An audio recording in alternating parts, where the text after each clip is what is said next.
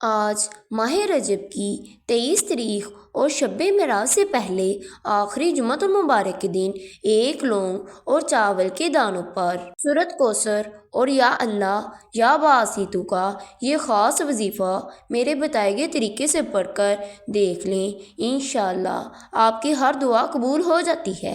جو بندہ اس موقع کو ضائع کر دیتا ہے، وہ اپنی دعاؤں کو قبول نہیں فرما رہا، تو آج آپ اس وظیفے کو لازمی پڑھ لیں۔ آپ نے دنیا کی ہر شے، ہر کام کو چھوڑ کر جمعۃ المبارک کے دن اس وظیفے کو لازمی پڑھ لینا ہے۔ بسم اللہ الرحمن الرحیم۔ السلام علیکم ورحمۃ اللہ وبرکاتہ۔ آج 23 رجب شب معراج سے پہلے آخری جمعۃ المبارک کے دن آخری موقع ہے اللہ کو راضی کرنے کا، اللہ سے اپنی ہر بات کو پوری کروانے کا، اللہ سے اپنی ہر پریشانی کو دور کروانے کا۔ آج میرے پیارے بھائی اور میری بہنیں جو کاروبار کی وجہ سے پریشان ہیں، گھر میں بندشوں کی وجہ سے پریشان ہیں، قرض دار ہیں، آپ اس وظیفے کو 23 رجب آخری جمعۃ المبارک کے دن لازمی پڑھ لیں، انشاءاللہ آپ کی تمام پریشانیاں دور ہو جائیں گی۔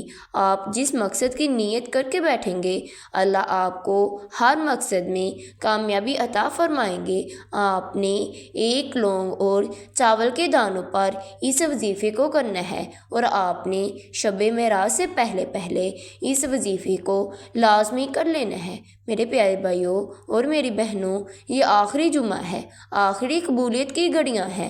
آپ اس وظیفے کو لازمی پڑھ لیں تاکہ آپ کے گھر میں سے تمام نحوستیں، تمام پریشانیاں، تمام مصیبتیں ختم ہو جائیں۔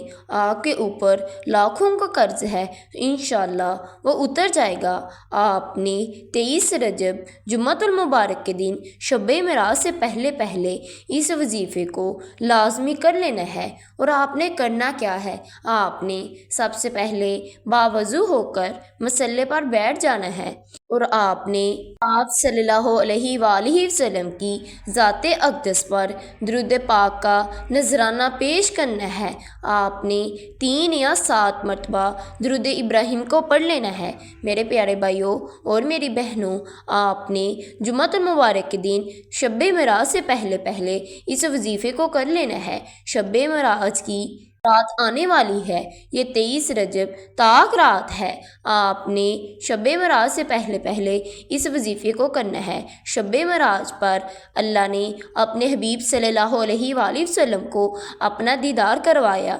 یہ رات بڑی قبولیت کی رات ہے، اور اس رات کو آنے سے پہلے کسی گھر میں یہ وظیفہ پڑھ لیا جائے گا، اللہ کی غیبی مدد آ جاتی ہے۔ آج میرے جس بہن بھائی کو نیا گھر چاہیے، گاڑی چاہیے، نوکری چاہیے، قرض سے نجات چاہیے، دنیا کی ہر حاجت پوری ہو جائے، ہر مشکلات سے پریشانی ہو جائے، سے نجات حاصل ہو جائے، تو آپ نے اس وظیفے کو جمعۃ المبارک کے دن شب معراج سے پہلے لازمی کر لینا ہے۔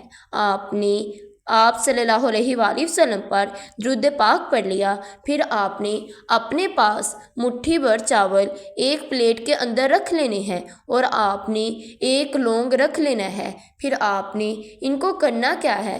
ہر انسان کا مقصد الگ ہے، ہر انسان کی خواہشات الگ ہے۔ آپ نے اپنے مقصد کی نیت کرنی ہے۔ اگر آپ من نوکری کرنا چاہتے ہیں، اس کی نیت کر لیں۔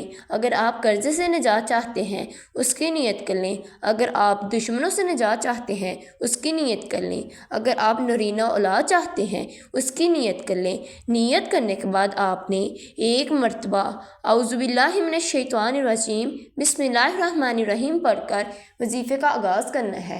اور آپ نے سب سے پہلے نمبر پر جو وظیفہ پڑھنا ہے، وہ وظیفہ یا ربنا کا وظیفہ ہے۔ آپ نے سب سے پہلے یا ربنا کو پڑھ کر اللہ کو راضی کرنا ہے، اللہ پاک کے قریب ہونا ہے۔ آپ نے یا ربنا کو پڑھ کر اللہ پاک کے نزدیک ہو جانا ہے۔ اللہ سے اپنی حاجات، اپنی مراد، اپنی خواہشات پوری کروانے کا وقت ہے۔ اب اللہ رب العزت کے مہینے میں جمعۃ المبارک کا دن، جس نے معراج مومن کی عید کا دن کہا جاتا ہے، جمعۃ المبارک کا دن جسے قبولیت کا دن کہا جاتا ہے، آپ نے یا ربنا کو کیسے اور کتنی دفعہ پڑھنا ہے؟ یا ربنا 1 بار ہو گیا، یا ربنا 2 بار ہو گیا، یا ربنا 3 بار ہو گیا۔ اسی طرح سے آپ نے ہاتھ کی انگلیوں پر یا تسبیح کے دانوں پر صرف اور صرف آپ نے یا ربنا کو 11 بار پڑھنا ہے اور دل ہی دل میں اللہ پاک سے مانگتے چلے جانا ہے۔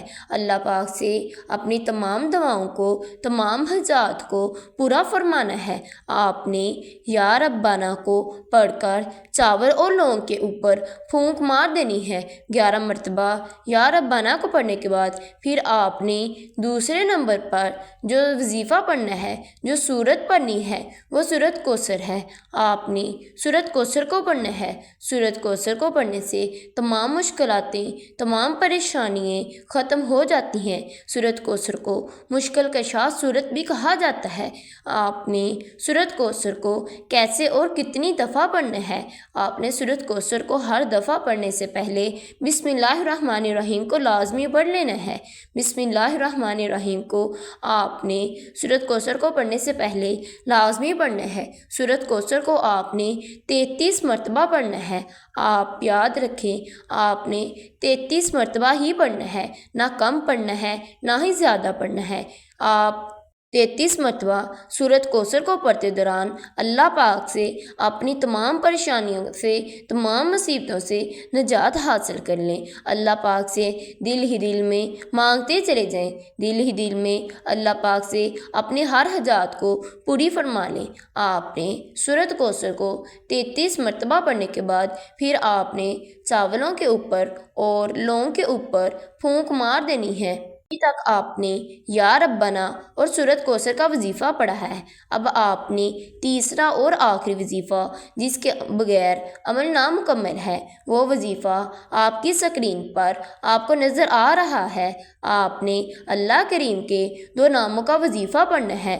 یا اللہ یا باسطو کو پڑھنا ہے۔ یا اللہ اللہ کا ذاتی نام ہے، یا باسطو اللہ کا صفاتی نام ہے۔ جب آپ ان 2 ناموں کو ملا کر پڑھتے ہیں، ان کی تاثیر و طاقت پہلے سے زیادہ بڑھ جاتی ہے، اور جو کوئی اللہ کو اللہ کے ناموں سے یاد کرتا ہے، اللہ اپنے ناموں کی سے رزق اور برکت سے مالا مال فرما دیتا ہے۔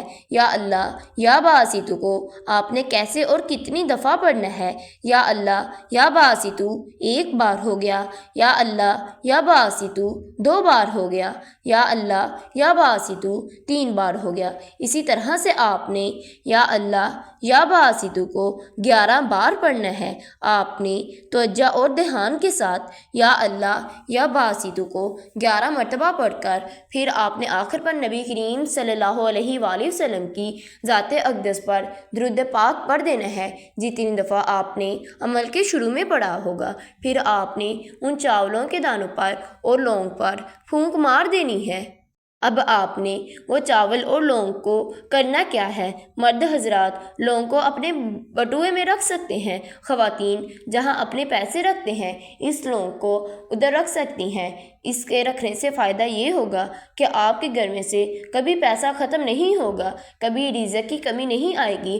آپ نے ان چاولوں کو جانوروں یعنی پرندوں، حشرات وغیرہ کو کھلا دینے ہیں، کہیں جگہ پہ ڈال دینے ہیں تاکہ جانور پرندے ان چاولوں کو کھا لیں اور آپ کے گھر میں سے تمام مصیبتیں، تمام مشکلاتیں ختم ہو جائیں۔ پھر آپ نے اللہ پاک سے گر گڑا کر، اللہ پاک سے ندامت کے ساتھ سچی توبہ کرنے کے بعد پھر آپ نے اللہ پاک سے مانگتے چلے جانا ہے، اپنی تمام دعاؤں کو، تمام حاجات کو پورا فرمانا ہے۔ اگر آپ نے میرے چینل کو سبسکرائب نہیں کیا، میرے چینل کو سبسکرائب کر دیں۔ اللہ حافظ۔